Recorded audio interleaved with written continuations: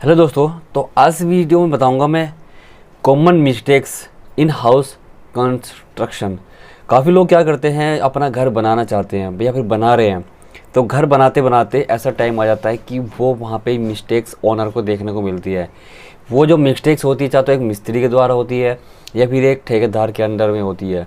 तो वो क्या करते हैं, काफ़ी सरिया बचाने के लिए कॉलम के अंदर क्या होता है ओवरलैपिंग कम डाल देते हैं, या फिर आप सरिया कम बीम में कॉलम में तो फुटिंग में वहाँ पर सरिया कम डाल देते हैं। तो इस कंडीशन में काफ़ी मिस्टेक्स, या फिर आपका अर्थक्वेक जो रेजिस्टेंस होता है अर्थक्वेक के कंडीशन में, वहाँ पे जो लोड होता है आपके स्लैब का या आपकी जो बिल्डिंग का जो मेन स्ट्रक्चर होता है वो प्रॉपर्ली से इफेक्ट कर सीयर इफेक्ट का सबसे ज़्यादा कहाँ पे होता है, लोड से एंड आपका भूकंप से।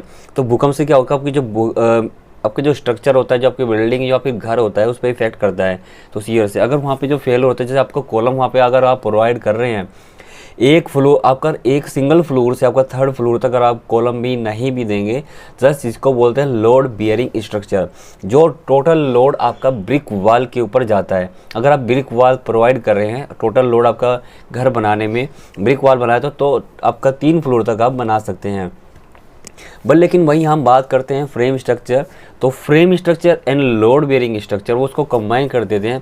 इसको कन्फाइंड मेजनरी बोला जाता है, जहाँ पे आपका ब्रिक मेजनरी प्रोवाइड करते हैं आप, जैसे कि आपका ब्रिक मेजनरी आप दोनों साइड में ब्रिक मेजनरी प्रोवाइड करते हो, और साइड में क्या होता है आपकी जो फट्टा या फिर प्लाई लगा के सेटरिंग करके उसकी आपकी जो सेटरिंग होती है उसमें आपको कॉलम को कास्टिंग करते हैं।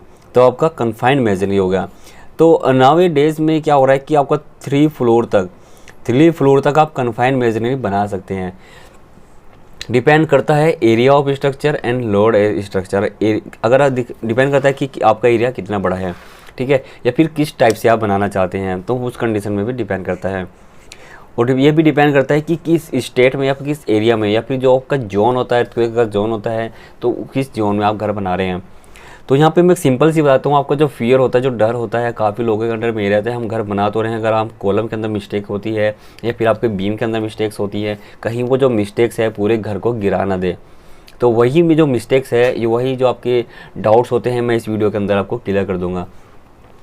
तो एक व्यूवर्स ने हमें जो सेंड किया है, एक वीडियो सेंड की है, जिसमें आप उनका जो एक ठेकेदार है, तो उसने क्या कर दिया है कि जो कॉलम का जो रेनफोर्समेंट है, जो कॉलम के अंदर मिनिमम यहाँ पे जो सरिया दिया है 4 बार गिवन है, 4 बार आपके 12 mm के यहाँ पे गिवन प्रोवाइड किया है, ठीक है। तो मैं आपको जनरली बताता हूँ, अगर 4 बार आप प्रोवाइड कर रहे हैं तो वो जनरली आप बाउंड्री वॉल में यूज़ करना चाहिए। लेकिन एक घर बनाने में सिंगल फ्लोर बनाइए या फिर डबल स्टोरी बनाइए, तो वहाँ पे मिनिमम आप 6 बार आप 12 के प्रोवाइड करिए घर बनाने में।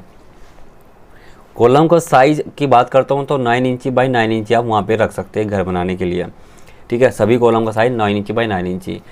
उसके बाद मैं बात करता हूँ, जो आप ये बार दे रहे हैं 6 बार 12 के, या आप फर्स्ट एंड सेकंड फ्लोर तक दे सकते हैं। लेकिन वहीं पे आप 3 फ्लोर की आप बात करते हैं या फिर कॉलम डिस्टेंस की बात करते हैं, जैसे कि आपका ये डिस्टेंस है, कॉलम का डिस्टेंस बढ़ रहा है, ये आउटर है, आउटर पे क्या करेगा, लोड पड़ने पर इसको स्ट्रेस करेगा, ये आपका बेंडिंग होना स्टार्ट हो जाएगा। या फिर जो लोड है वो जो मिडल का पोर्शन होता है, इसमें स्लैब का एंड बीम का जो डेड का लोड ज़्यादा होता है। तो इसी कंडीशन में इसका जो आप साइज़ है 9 इंची बाई 9 इंची तो रख सकते हैं, लेकिन उसमें जो रेनफोर्समेंट है वो आप बढ़ा दीजिए। जैसे कि आपके यहाँ पे 4 बार आपके 16 के हो जाते हैं और 2 बार आपके 12 के हो जाते हैं। तो इस कंडीशन में यहाँ पे 16 के मिनिमम ये रेनफोर्समेंट करना चाहिए। जैसे कि ये रेनफोर्समेंट है और ये आपका मिडल वाला रेनफोर्समेंट हो जाता है, ठीक है। तो इसमें आपको मिनिमम ये रेनफोर्समेंट रखना चाहिए। उसके बाद अगर आप यहाँ पे 4 बार 16 के रखे हैं, तो ये क्या हुआ है कि जो 4 बार आपके यहाँ पे 12 के रखे हैं, तो वो मिनिमम आप सिंगल G+1, तो मतलब ground floor and first floor यहाँ पे आप बना सकते हैं। इसमें आप G+2 भी बना सकते हैं, ठीक है, G+2 भी बना सकते हैं। बिकॉज इस कंडीशन में, क्योंकि आउटर वॉल सभी 9 इंची वाल है, 9 इंची वाल है, और यहाँ पे भी जगह जगह पे 9 इंची वाल दी है और 4 इंची वाल गिवन है। तो मतलब आपका यहाँ पे कन्फाइंड मेजरिंग कर रहा है, प्लस लोड बेरिंग स्ट्रक्चर आपको यहाँ पे बनाया गया है। तो सभी जो वाल्स हैं, जबकि जो स्लैब है, स्लैब का लोड आपका जाता है आपकी वाल के ऊपर, वाल या फिर आपकी जो यहाँ पे आप लटक बीम भी वहाँ पे वो प्रोवाइड कर रहा है, मिनिमम आपकी 6 इंची लटक बीम प्रोवाइड कर रहा है। तो वहाँ पे क्या हो, उस कंडीशन में क्या कन्फाइंड मेजर नहीं तो कर रहा है यहाँ पे, बट लेकिन जो वाल्स हैं जो आपकी ये वाल बनी, जैसे वाल बनी है तो यहाँ पे आपका कॉलम बनाया है, घर बनाने में कॉलम बनाया गया है, यहाँ पे नीचे प्लिंथ बीम के बाद यहाँ पे डीपीसी प्रोवाइड कर दिया है, लेकिन यहाँ पे भी एक बीम प्रोवाइड कर रहे हैं। तो ये क्या हुआ, बीम एंड कॉलम, जैसे बीम से बीम है, कॉलम टू कॉलम, जो इसके अंदर आपने ब्रिक वॉल यहाँ पे प्रोवाइड करी है वो प्रॉपर्ली से टाई अप हो चुकी है। तो इन फ्यूचर क्रैक्स आने के चांसेस वहाँ पे बिल्कुल घट जाते हैं। ठीक है, तो ये आपका क्लियर हो गया। तो दूसरा मैं आपको बता देता हूँ जो मिस्टेक सबसे ज़्यादा की है, यहाँ पे कॉलम को क्रैक कर दिया गया है, कॉलम को क्रैक कर दिया, क्योंकि वहाँ पे बाद में पता चलता है कि उसको बताया जाता है कि जो स्टील है वो चुरा लिया गया है ठेकेदार के द्वारा, और जो स्टील है वो कम प्रोवाइड किया है। तो ओनर ने इसको चेक किया ब्रेक करके, तो वहाँ पे मिस्टेक कर दिया, इसको ब्रेक नहीं करना चाहिए था। उसको जो स्टील है अगर पता चलता है तो वो स्टील वैसे ही रह जाता है, क्योंकि जो अगर उसको ब्रेक कर देंगे तो वहाँ पे जो कॉलम की जो कंक्रीट है बॉन्ड स्ट्रेंथ है वो आपकी घट जाती है। ठीक है, अगर वहाँ पे क्रैक्स करके उसको रिपेयर भी वहाँ पे कर चुके हैं तो उस कंडीशन में उसको घबराने की वहाँ पे कोई ज़रूरत नहीं है, क्योंकि आप यहाँ पे 9 इंची वाल है, ये 9 इंची वाल है, ये 4 इंची वाल है, उसके बाद ये भी 9 इंची वाल है। ठीक है, तो 9 इंची वाले ये कॉलम ब्रेक किया गया है, ये कॉलम ब्रेक किया गया है, ये कॉलम ब्रेक किया गया है, ये 3 कॉलम नीचे से ब्रेक कर दिए गए हैं, उसको लैप करके वेल्ड करके उसको अगेन पोरिंग कर दिया गया है। लेकिन यहाँ पे क्या हुआ है कि जॉइंट बन गया कॉलम का। ठीक है, तो उस कंडीशन में ये क्या है कि यहाँ पे ब्रिक वॉल है, ये ब्रिक वॉल है, तो इस कंडीशन में जैसे ये दूरी है, ये ओपन एरिया है, ये है एक ओपन एरिया पर, लेकिन यहाँ पे एक बीम प्रोवाइड कर रहे हैं, फ्लोर बीम स्लैब के साथ में एक बीम प्रोवाइड कर रहे हैं। तो उस कंडीशन में क्या रहेगा कि जो लोड आने पर यहाँ पे जो लोड आएगा कि ये जो कि स्लैब है, ये पूरा जो एरिया है लोड, ये पूरा ओपन एरिया है, इस एरिया पे स्लैब पे लोड आने पर ये जो कॉलम है अंदर की तरफ स्ट्रेस करेगा। जैसे कि आपकी कॉलम है, ये बीम है, ठीक है, ये बीम है, या बीम या फिर स्लैब के साथ में बीम प्रोवाइड कर रहे हैं। अगर इसके ऊपर लोड इफेक्ट करता है तो ये कॉलम इस तरह से बकलिंग करेंगे अंदर के साइड में। ठीक है, तो इसको रोकने के लिए तो इसमें लटक बीम हैवी दे देते हैं। तो मिनिमम आपकी जो बीम रहेगी 9 इंची, ठीक है, 9 इंची बीम दे सकते हैं। वहीं पे हम बात करते हैं इसको स्लैब के लोड को और कम करने के लिए, यहाँ पे आप फ्लैट बीम प्रोवाइड कर सकते हैं, या फिर इसमें आप एक्स्ट्रा बार प्रोवाइड मिनिमम आप करना चाहिए। मिनिमम आपके 3 बार 16 mm के। तो ये स्लैब की जो लोड है उसको मूवमेंट को डिस्ट्रीब्यूट को कम कर देगा, क्योंकि जो यहाँ पे ब्रिक वॉल प्रोवाइड की गई है, ब्रिक वॉल प्रोवाइड की गई है, तो ब्रिक वॉल के ऊपर जो लोड है स्लैब का, जो छत है, छत का जो लोड है प्रॉपर्ली डिस्ट्रीब्यूट हो जाएगा, और सेफ जो, क्योंकि लोड तो सभी को वाल जो लोड है प्रॉपर्ली बीम के ऊपर जाएगा, और बीम से वो कहाँ पे करेगा, ब्रिक वॉल के ऊपर, जो आपकी दीवार यहाँ पे बनाई गई है।